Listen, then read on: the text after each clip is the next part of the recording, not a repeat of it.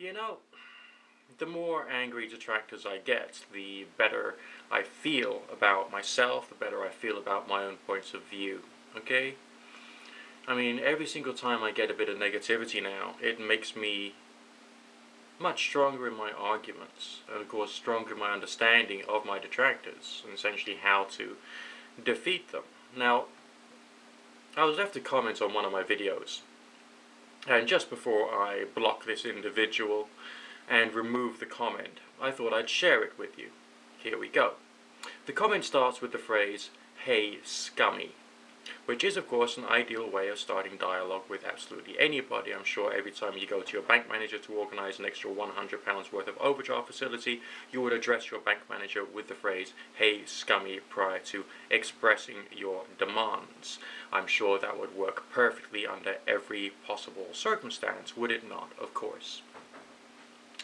The comment goes on and says, "Why do you always emphasize words like researching, trying, experimenting?" Okay, well, that's something called presentation skills. And people who learn presentation skills are much better at engaging with their audience and having a dialogue. Also, adding extra emphasis to some words points out that those particular words actually have some kind of importance to the meaning of what is being communicated.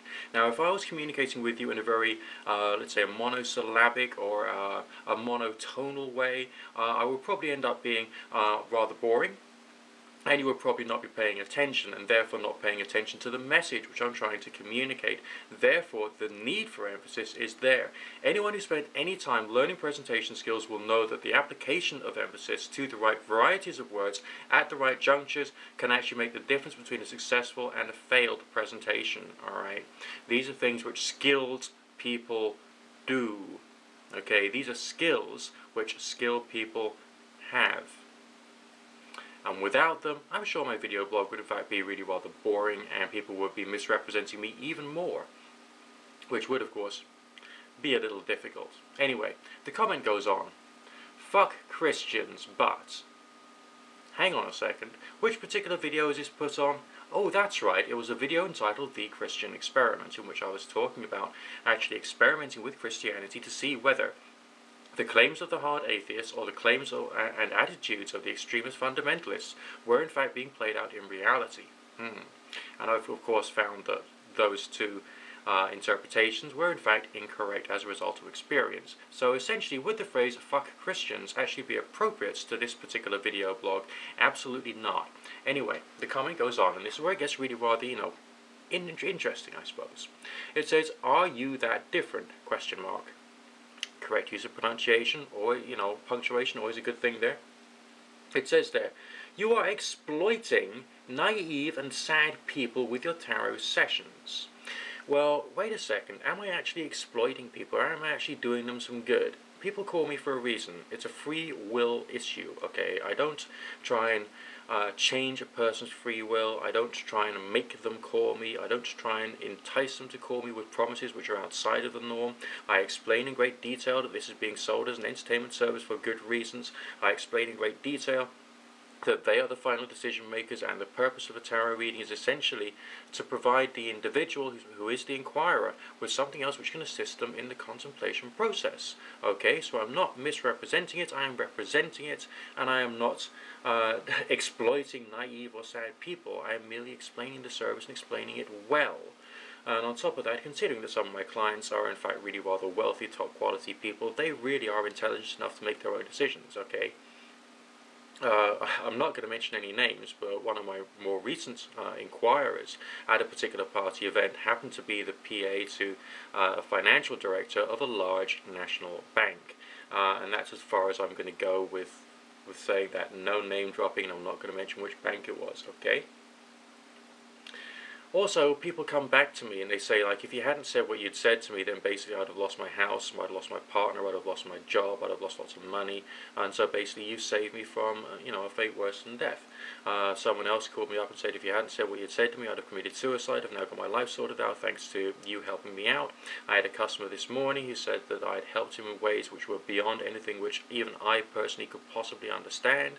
There's other people who I've helped with their career direction. I've pointed other people towards drink and drug recovery programs. I've helped people to find the right forms of medical help for themselves, because I'm not a medical practitioner, but I can advise them based upon what I know, and they do end up finding the right medical practitioner, or indeed someone who can point them better in the right direction.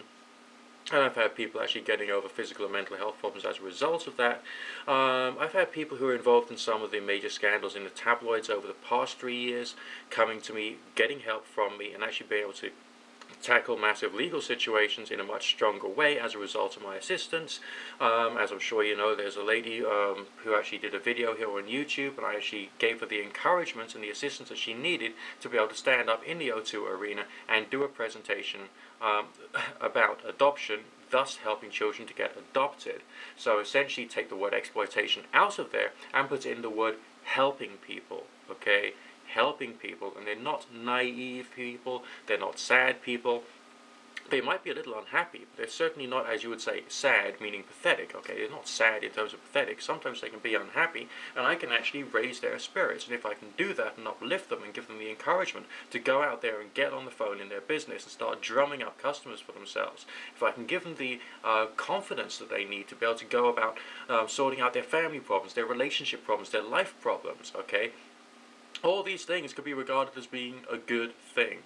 There was one lady I had who was a customer, and she was going through disastrous hell with her marriage.